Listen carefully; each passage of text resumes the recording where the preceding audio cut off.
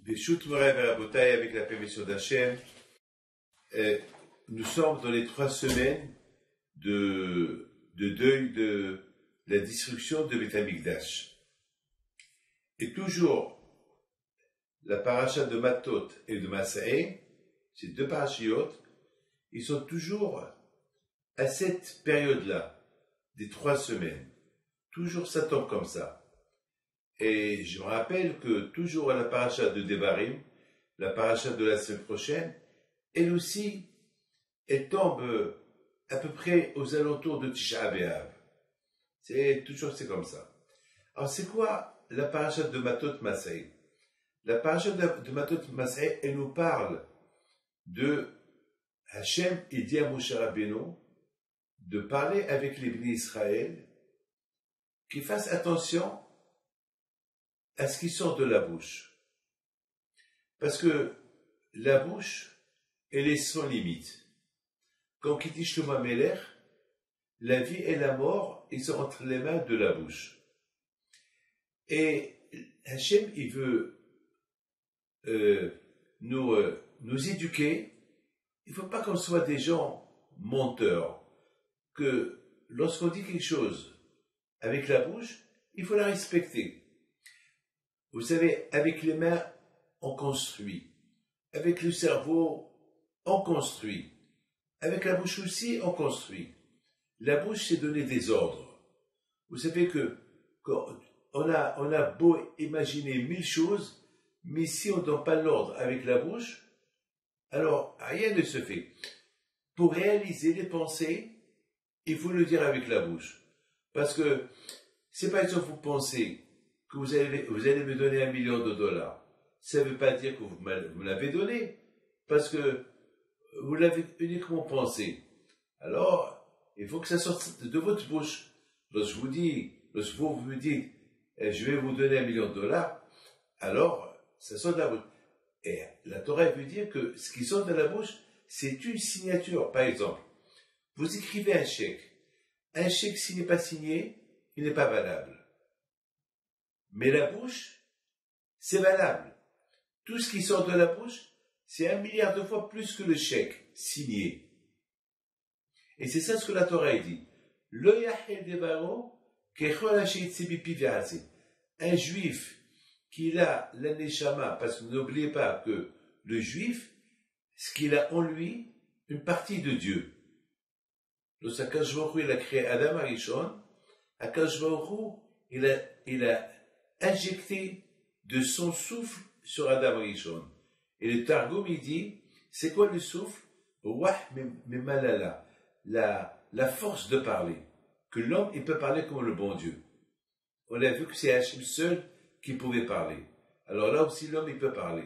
Akadosh Baruch Hu, il a partagé la parole avec l'homme. Comme que Hachem, il peut parler, avec 10 paroles, le monde a été créé. Alors qu'Akadosh Baruch Hu, il a partagé la parole avec Adam Arishon, et Akadosh Baruch Hu, il a commencé à discuter avec Adam Arishon, et Adam Arishon, il répond à Akadosh Baruch Hu, chose qu'on n'a jamais vue. On n'a pas vu que, lorsque, à l'époque de Bilham, son ânesse, elle a parlé, ça c'était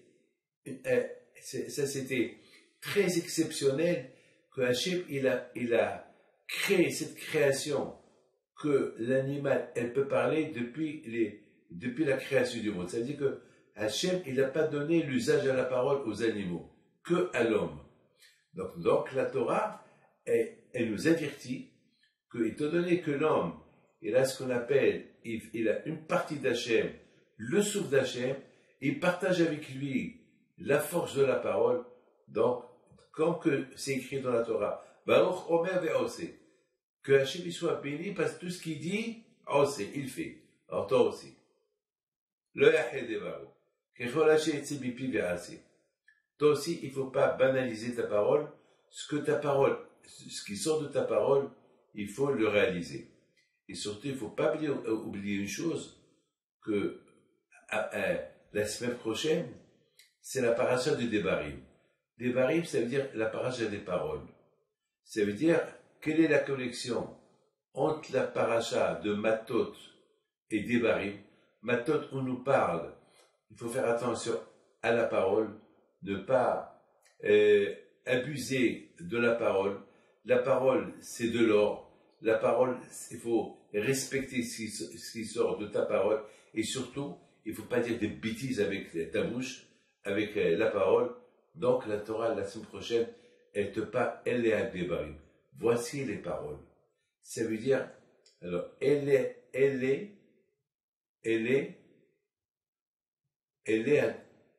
alors, j'ai vu dans un livre qui dit, le mot elle, c'est Rachid Tevot, c'est les initiales, elle, les initiales, Avak Lachon Hara. C'est la folie, ça. Ça veut dire qu'il faut faire attention, même à des paroles que peut-être ils se ressemblent et vont être expliquées comme un Lachon Hara. Ça veut dire que, elle est à Devarim. Ça veut dire que la Torah, elle vient insister, non seulement de faire attention à ce qui sort de ta bouche, mais il faut faire attention aussi à des paroles qui peuvent ressembler à une poussière, pas de la shonara, une poussière de la shonara. C'est une poussière, c'est rien du tout. Une poussière, c'est rien. Oui, mais une poussière, si tu ne l'enlèves pas, une poussière, sur une poussière, sur une poussière, après ça va se faire une couche de belle poussière et ça salit toute la maison. Regardez, beaucoup des fois vous laissez la maison vide toute l'année, eh bien vous allez voir, vous allez trouver la poussière de partout. La poussière de partout. Déjà une fois par semaine, la poussière, elle sera. Regardez dans votre bibliothèque. La bibliothèque, presque chaque 2 semaines, on enlève la poussière. Alors imaginez-vous, pendant 2 ans, on n'enlève pas la poussière, ça va être complètement sale. Donc ça veut dire que la Torah, elle vient nous avertir que c'est quoi le guéder, c'est quoi faire attention à la parole. Ça veut dire que même à Avak Lachonara, elle est à Devarim, Moshe Rabbeinu Abba Shalom, il vient parler au peuple d'Israël avant qu'il leur parle, parce que les disent que Moshe Rabbeinu, il a fait des Torahot, il a fait des remontrances au peuple d'Israël le jour avant sa mort. Rappelez-vous ce que vous avez fait. Et là aussi, il leur rappelle le Lachonara qu'ils ont fait, et il leur a dit maintenant, ce n'est même pas de Lachonara que vous avez fait sur le bon Dieu, sur moi, mais il faut faire aussi attention à la poussière de Lachonara, qu'elle est insignifiante, on ne voit pas que c'est Lachonara. Mes amis, ces parachutes-là, on les lit pendant les 3 semaines de la destruction de Beth Amikdash. Pourquoi? Quelle est la raison? Parce que c'est à cause de ça que le Beth Amikdash a été détruit. Pour avoir la haine gratuite. Déjà, on dit que les bénis Israël, malheureusement, ils n'ont pas respecté la Torah. Et la Torah s'appelle Dibour. Les 10 commandements, Aseret HaDiberot. Automatiquement, lorsque tu parles pas Torah, tu parles de bêtises. Donc ça veut dire, malheureusement, qui a fait est-ce qu'il y a eu l'exil? Eh bien, malheureusement, les guerres, la guerre civile, la haine, c'est ça qui a fait Hoba Beth Amikdash. Pourquoi le Beth Amikdash a été détruit? À cause de ça. Le Beth Amikdash a été détruit, même les rabbins. Il y a beaucoup d'histoires dans la Gemara qui racontent que les rabbins, ils étaient là. Ils avaient un titre de rabbin, mais ils n'ont rien fait pour la communauté. Chacun avait honte de l'autre. Enfin, les rabbins, ils étaient achetés. C'était la corrompue totale. Donc, vous savez, la Torah, elle a dit, Shoftif et Shotrim, c'était un rat. La Torah, elle donne la force aux rabbins. Que le rabbin, il ne faut pas qu'ils aient honte et peur de personne. Les rabbins, ils doivent mener leur travail sans avoir peur. Vous savez, cette semaine, il y a quelqu'un qui vient chez moi, et sa fille, elle doit se marier avec un juif avec un goy, qui a une conversion qui n'est pas cachère. Alors, donc, il voulait que je vienne au mariage. Alors, je lui dis, qui a converti le garçon? Il n'a pas voulu me dire. Et alors, j'ai appris par qui il a été converti. Je lui dis, attends, c'est pas une conversion. Tu as acheté cette conversion, malheureusement. Alors il m'a glissé un chèque. Il m'a glissé un gros chèque. Il m'a dit, voilà pour les pauvres. Je le regarde. Je lui dis, tu veux m'acheter? Comme tu as acheté celui-là, qu'il a converti le garçon. Mais tu es fou. Maintenant que tu voulais m'acheter, là je viens pas. Et là je vais avertir le consistoire que ton futur beau-fils, il n'a pas la conversion. Un rabbin ne doit pas avoir peur. Un rabbin, il est là pour guider l'âme Israël. Et malheureusement, le Beth Amikdash, il a été détruit, malheureusement. Le Beth Amikdash, il a été détruit parce que comment ça s'appelle, les rabbins, ils étaient corrompus. C'est comme ça la Gemara Gittin l'a dit. Alors, elle est à Devarim. C'est quoi elle est à Devarim? C'est qu'il faut suivre les paroles de HaKadosh Baruch Hu. Il faut les suivre. Elle est à Devarim. On ne doit pas trafiquer les paroles d'Hachem. Les paroles d'Hachem, c'est les paroles d'Hachem. Il faut les faire. Maintenant, vous m'avez posé une question. C'est quoi Matot? Pourquoi cette paracha, elle s'appelle pas Shvatim? Pourquoi cette paracha, elle s'appelle Matot? C'est une très belle question. Et cette question, je me suis posé cette question une fois. Alors, moi, j'ai pensé, étant donné que cette paracha de Matot, elle parle du respect de la parole. Elle parle aussi, dans cette paracha, on parle aussi de l'Hagalat Kilim, cachériser les ustensiles. Alors, ça veut dire que non seulement qu'il faut faire attention à ce qui sort de la bouche, qu'il faut le respecter, il faut faire attention aux mauvaises paroles qui sortent de la bouche, mais il faut aussi faire attention à ce qui rentre dans la bouche. Par exemple, le manger. Le manger, c'est le manger qui rentre dans la bouche. Il faut faire beaucoup attention à ce qui rentre dans la bouche. Si par exemple tu achètes des ustensiles qui ont été utilisés par des restaurants pas cachers, donc tu n'as pas le droit, il faut les cachériser. Pourquoi? Parce que si tu cuisines dans ces marmites-là, tu vas manger la graisse du taref. Donc la Torah, elle insiste de faire attention à ce qui rentre dans la bouche, ce qui sort de la bouche. Vous savez qu'est-ce qu'il dit Arizal HaKadosh? Arizal HaKadosh, il dit que Dieu préserve. La raison pourquoi les gens, ils ont manque de Emouna au HaKadosh Baruch Hu, parce que, ou bien, parfois les gens, ils ont la Emouna, parfois les gens, ils n'ont pas la Emouna. Et quelle est la raison? C'est parce que malheureusement les gens, ils font pas attention à ce qui rentre dans la bouche. Ils font pas attention à ce qu'ils mangent. Et ils prennent les salades qui sont pas nettoyées, des insectes. Et ça touche le cerveau.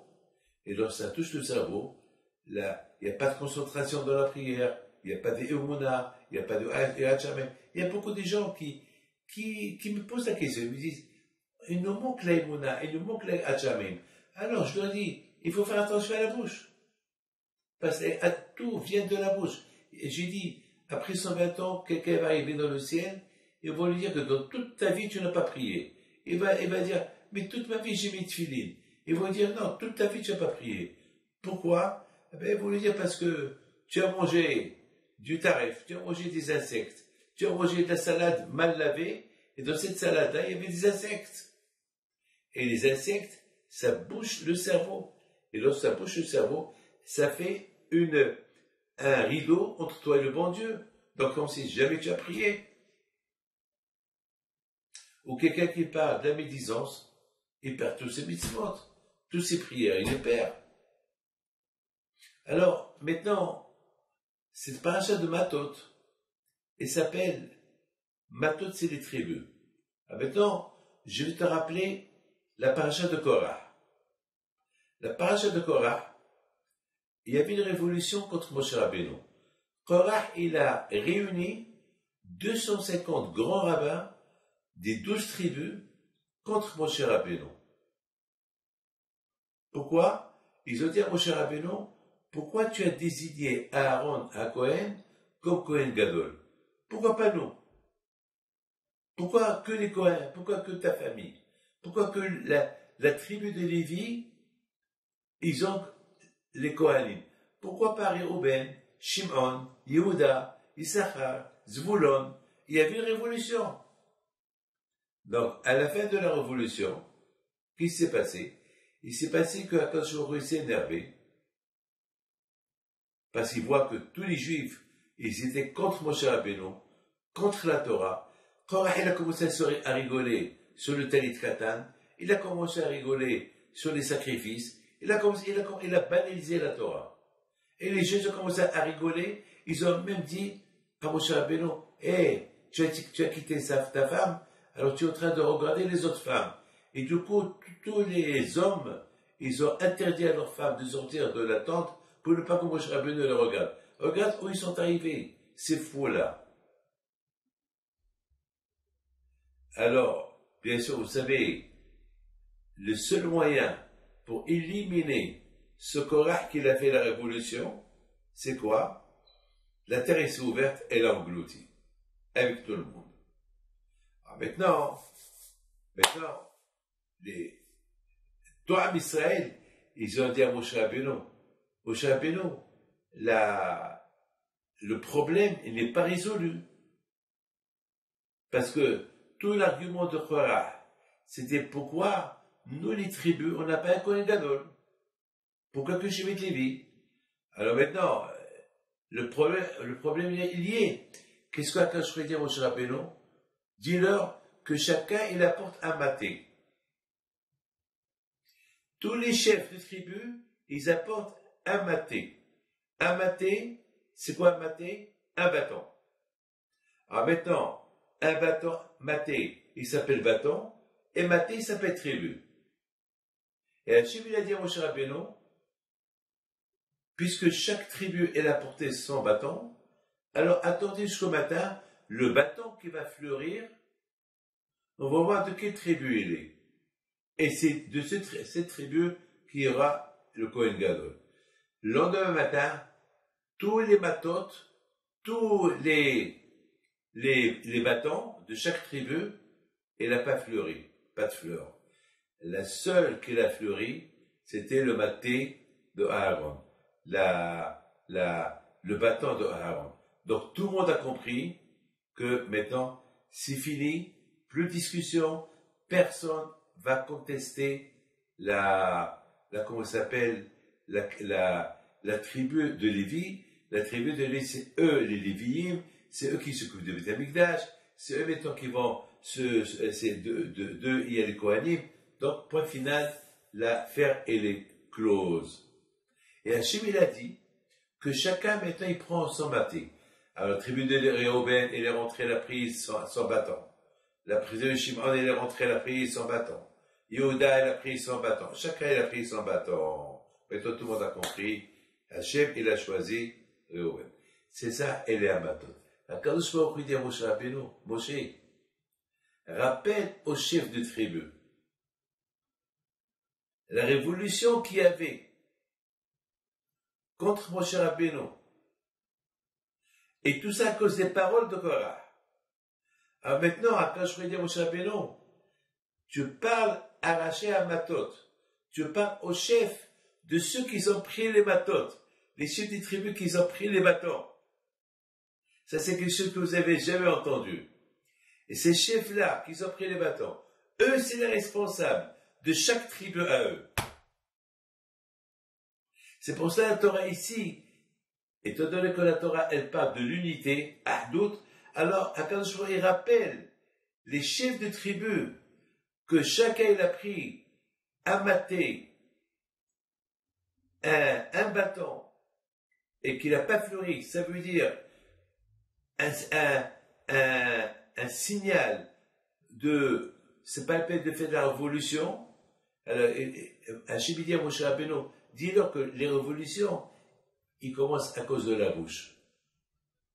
D'ailleurs, toutes les guerres que vous voyez, c'est à cause de la bouche. Un, il déclare la guerre, ou parce qu'un, il a dit quelque chose. Toutes les guerres, c'est à cause de la bouche. La bouche. La bouche. Korach, la bouche. Datan Abiram, la bouche. Les Meraglim, la bouche. Bil'am, avec sa bouche. Tout le temps, la bouche. Et Moshe Rabbeinu, aussi avec sa bouche, qui parlait au Bnei Israël. Ah, mais toi, quand je vais au Khou, il dit, au Rachel Matot, faites attention, la bouche, elle détruit. Lorsque quelqu'un commence à parler du mal avec sa bouche, ça crée des révolutions. Rappelez-vous, la révolution que les Rachel Matot, ils ont fait. Les chefs des tribus, les chefs des familles, ils sont morts, 250 chefs, 250 chefs, 250 sadikim avec Korach, ils sont morts. Et Mas'é, c'est les voyages.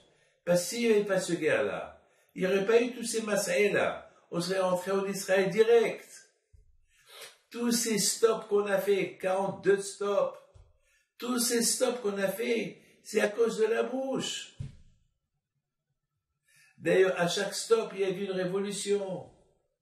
Si vous voyez tous les noms que la Torah, elle mentionne, de chaque stop qu'il y a eu, c'est à cause qu'il y a eu, il s'est passé quelque chose. L'un, il y a eu la Shonara, l'autre, il y a eu le Meraglim, l'autre, il y a eu ça, l'autre, il y a eu ça. Tout ça, c'est à cause de la parole. Et après, ils sont rentrés en Israël. Et malheureusement, en Israël, encore ils ont commencé avec la bouche, et aujourd'hui on est en exil. Mais, il y a une bonne nouvelle de toute cette histoire-là. C'est quoi la bonne nouvelle? De la même façon qu'on est rentré en Israël à la fin des 40 ans, comme ça si Dieu veut, mais tant qu'on est en exil, avec tous ces voyages qu'on fait, en Maroc, en Russie, en Algérie, en Allemagne, en Ukraine, en Amérique, ça fait 2000 ans qu'on tourne le monde pour atterrir encore une fois en Israël. Donc quelque part, ces 42 voyages qu'on a fait, ils nous rappellent qu'avant que Mashiach va venir, on va être en exil et on va retourner à la fin d'Israël. Quand que les Juifs étaient pendant 40 ans dans le désert, en train de voyager d'un endroit à l'autre, alors nous aussi, si Dieu veut, ça va se passer bien. On va finir à terre. C'est pour ça que ces deux parachutes-là, ils tombent toujours à cette période-là. Cette période du Tisha B'Av qui nous rappelle que le Beit HaMikdash a été détruit à cause de la Shonara que les espions ont parlé sur Eretz Israël. Il a été détruit. Et à cause de ça, ils sont restés 40 ans dans le désert. Malheureusement, et après ils sont rentrés en Israël. Malheureusement, encore en Israël, et ils ont parlé de la Shonara, les rabbins, ils étaient corrompus, ils n'ont pas utilisé leur bouche pour faire du beau travail, et ils n'ont pas fait beaucoup Shabbat, etc. Akadosh Baruch Hu, il a détruit le Beit HaMikdash, ils sont retournés en exil. Et on est maintenant en train de tourner en exil. On tourne pour rentrer encore une fois en Israël. C'est ça le message. Le message de Matot Mas'é, c'est que Matot, c'est comme la carotte et le bâton. Vous savez c'est quoi la carotte et le bâton? Le bâton, c'est le maté. Le sachet, il voit qu'on n'est pas bien, il nous frappe. Mais avec quoi il nous frappe? Avec une carotte, pas avec le bâton. On mérite d'être frappé par un bâton, mais Hachem nous frappe avec une carotte.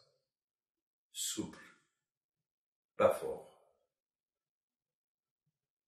Et c'est la raison pourquoi ces deux parachutes-là, ils tombent toujours à cette période-là qui nous rappelle combien il faut faire attention à la parole. La parole détruit. Et je voudrais simplement, mettons, on a compris c'est quoi la connexion entre la paracha de Matot et la paracha de Masé. Et maintenant aussi on a compris pourquoi la Torah a répété 42 étapes du voyage du peuple à travers le désert. Et que devons-nous apprendre de cette répétition? Ce qu'on apprend de cette répétition, c'est de la même façon que eux, ils ont fait tous ces voyages jusqu'à qu'ils sont rentrés en Israël. Nous, c'est ce qui se passe aujourd'hui. Après la destruction de Beth Amikdash, on fait ces mêmes voyages-là en exil, pour, si Dieu veut, pour nous consoler que Be'ezat Hashem va rentrer en Israël. Avec tout le mal qu'ils ont fait les Juifs pendant 40 ans dans le désert, elle a fait son entrée en Israël. Donc, Be'ezat Hashem, pareil que nous. Je voudrais vous raconter une belle histoire que j'ai lue. Une très très belle histoire d'un grand sadique qui s'appelle Rabbi Baruch Ber Levovitch. Il a écrit un livre qui s'appelle Birkat Shmuel. Lui était connu, qui était grand dans la Torah. Et une fois, il a posé dans son le shiur à lui, il durait des heures. Et dans le cours qu'il faisait, il était un peu lent, mais il expliquait tellement l'Agmara qu'il laissait à la fin personne ne poser de questions. C'est-à-dire, avec ce qu'il disait, toutes les questions que tu pouvais avoir, ils sont déjà répondues. Donc, toujours il disait, ne me posez pas de questions, dommage qu'on va perdre le temps, vous allez voir que vos questions, ils sont répondues. Et après, si vous voulez, on peut discuter pour développer un peu plus. Alors, une fois, il y a un qui a posé une question. Une belle question après le cours. Une très belle question. Et le Rav, il a dit oui, c'est une très belle question. Oh là là, j'ai pas pensé à cette question. Il a commencé à réfléchir. Il a commencé à réfléchir. Il a dit, donne-moi un peu de temps. Alors, l'élève était content. Ah, j'ai posé une question que même le Rav, il n'a pas de réponse. Et à un moment donné, le Rav, il se retourne et lui dit, ah, j'ai une belle réponse. Il lui a donné la réponse. Qu'elle était satisfaite par les deux côtés. Après, le Rav, il se retourne et lui dit, attends, j'ai un doute. Je vais réfléchir encore à ta question et à la réponse que je t'ai donnée. Alors, le garçon était content. Ah, quand même, Baruch Hashem, j'ai réussi à poser une belle question, que même le Rav, il était content. L'après-midi, le Rav, il retourne à l'Yeshiva. Il était en train de faire la sieste. Il le réveille. Lui dit, tu sais, tu m'excuses que je te réveille, mais toi tu dors, moi j'arrive pas à dormir, mais tu sais que la réponse que je t'ai donnée, elle est super, elle est bien. Alors il lui a dit, l'élève, Rabbi, pourquoi tu m'as dit à un moment donné que tu n'es pas trop sûr de la réponse que tu m'as donnée? Il dit, mon fils, la Torah n'est pas facile. Lorsque tu m'as posé la question, j'ai réfléchi, après je t'ai répondu. Mais je t'ai vite répondu. Et j'ai pas beaucoup réfléchi. La Torah, elle n'a pas de limite. On ne peut pas répondre des réponses comme ça sur la Torah. La Torah, il faut réfléchir. La Torah, c'est des secrets. La Torah, elle est écrite, c'est Hachem qui l'a donnée. Alors, je me suis dit, la Torah, pour la comprendre, il faut beaucoup d'efforts, beaucoup de amal, beaucoup d'efforts pour comprendre la Torah. Lorsqu'on parle du Lashon Hara, malheureusement, c'est sans effort. Les paroles sortent de la bouche des bêtises, et là, c'est ce que David Amelech dit. Au Moshab Nitzim Luyashab. Il ne faut pas s'asseoir avec ceux qui parlent de bêtises. Il faut s'éloigner. Parce que les paroles de bêtises, ça sort vite, c'est comme un enregistrement qui parle, la bouche elle parle. Mais la Torah, non. La Torah, il faut réfléchir. Il faut beaucoup réfléchir.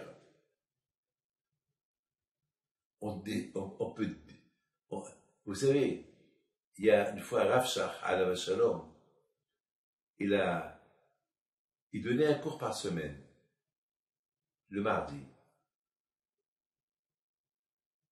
Et chaque mardi, c'était un jour très important pour lui. Et voilà, ce mardi-là, il arrive, il commence à donner le cours. Il y a un Rav Toledano qui lui a posé une question. Et Rav Shach, il prend la Gemara, il la ferme. Après un quart d'heure. Tout le monde qui le regarde. Pourquoi? Ben, tout ce que j'ai construit toute la semaine, avec cette question-là, elle m'a tout cassé. Il faut que je réfléchisse bien à mon corps. J'ai pas réalisé cette question-là. Cette question-là, elle perturbe tout mon corps. Voilà un tzaddik qu'il est émet. Il aurait pu lui dire, après je te réponds, il continue son cours. Mais non. Elle est à Devarim. La Torah, tu peux pas la trafiquer. Selon comment tu la comprends, c'est pas ça la Torah. Il faut la répéter. Elle est à Devarim. Il faut la répéter, répéter, jusqu'à ce que tu la comprends. Il n'y a pas de limite combien il faut la répéter. Alors, le Rav Ber Lebovitch, alav shalom, finalement, il a dit à son élève, il a fallu que je rentre à la maison et je réfléchis très très fort et j'ai relu tout le cours que j'ai donné et j'ai posé ta question. Après j'ai vu que la réponse que je t'ai donnée elle est bonne, parce que la Torah c'est Hachem qui l'a écrit. La Torah d'Hachem elle n'est pas facile. Moi je pense que c'est la raison pourquoi la Torah elle est illimitée, elle est sans fin. Comme ça ta tête elle soit toujours prise par la Torah. Il y a toujours, vous savez, vous pouvez vivre 1 milliard d'années et tu peux étudier la Torah 1 milliard d'années et tu n'as même pas compris une lettre. Et tu n'as même pas compris une lettre. Une lettre de la Torah. Et c'est la raison pourquoi il y a Gan Eden. Après 120 ans, eh ben tu continues ce que tu n'as pas compris lorsque tu étais vivant. Mais pour continuer ce que tu n'as pas compris, c'est pour ça qu'on dit matot, masei. C'est quoi matot? Écoute bien ce que je vais vous dire. C'est quelque chose que vous avez jamais entendu. Matot, c'est la souffrance. Maté, c'est comme le bâton. Matot, il représente la souffrance. Souffrir pour comprendre la Torah, masei, pour bien la comprendre après que tu voyages ce monde-là. Après 120 ans. Matot, masei, prends la dernière lettre de matot, c'est quoi? Tav. Prends la dernière lettre de masei, yud. Yud et tav, ça fait 410. C'est la gématria de 410. La gématria de 410 représente Kadosh. Kadosh, c'est 410. Ça veut dire que uniquement lorsque tu arrives après 120 ans dans l'autre monde, là-bas c'est le monde de la Kedusha. Parce que là-bas il n'y a pas de Touma. Parce que dans ce monde-là, écoute bien, c'est écrit Matot, Masei. Prenez les 2 premières lettres. Matot, Matot, Masei, même. C'est les 40 jours et les 40 nuits que Moshe Rabbeinu a étudié la Torah dans le ciel. C'est ça. Toute ta vie, elle doit être avec ça. Et tu vas souffrir. Et tu vas pas comprendre. Et tu vas dire, mais c'est pas grave. Le plus important, c'est plus tard. Pense à plus tard. Après 120 ans, si Dieu veut. De le monde de la Kedusha. Donc, il y a beaucoup de signes dans cette paracha de Matot Masei. Et, bien sûr, tous ces voyages qu'on fait aujourd'hui en exil, pour un but, le but de Mashiach, le but après 120 ans. Et c'est ça le but. Et surtout, on est dans la période de la destruction de Beth Amikdash. On sait que le Beth Amikdash a été détruit à cause qu'on n'a pas étudié la Torah, à cause qu'on n'a pas fait donner honneur à la Torah, à cause que les rabbins étaient corrompus, à cause de beaucoup de choses. Alors il faut se renforcer dans la Torah. Il faut se renforcer. N'oubliez pas aussi, pendant les 40 ans dans le désert, combien des Juifs ils ont fait souffrir Moshe Rabbeinu, combien ils étaient mauvais avec Akadosh Baruch Hu, avec toutes les punitions qu'Akadosh Baruch Hu les a punis, c'était avec le bateau de la 40. Et tout cela, Quand je vois avant que Moshe Rabbeinu quitte ce monde, il donne une déclaration. C'est quoi la déclaration? Et vous les rabbins, n'oubliez pas, vous les rachés à Matot, vous les chefs de tribu, n'oubliez pas la dernière guerre que vous avez eue contre moi et contre le bon Dieu, parce que vous avez voulu être le Kohen Gadol, et vous avez fait une révolution dans tout Israël. Admettons, n'oubliez pas. Et après, le bon Dieu vous a apporté un bâton, et le bâton n'a pas fleuri. N'oubliez pas, ce bâton qui n'a pas fleuri, qui était à cause de la guerre que vous avez vécue contre le bon Dieu. Alors, si vous voulez qu'il y ait le bonheur, il faut être exemplaire. Pas de guerre. La guerre, elle commence avec la bouche. Alors, ce qui sort, vous, de votre bouche, les gens vont apprendre. Mais si vous voyez que vous ne jurez pas, ce qui sort de votre bouche, vous le respectez, les autres vont apprendre de vous. Sinon, c'est grave. Donc, c'est ça, ces deux parachiotes de Matot Masé. Voilà, que le bon Dieu vous protège, et vous donne la santé, et la panassa, et une bonne santé pour toute la famille. Amen.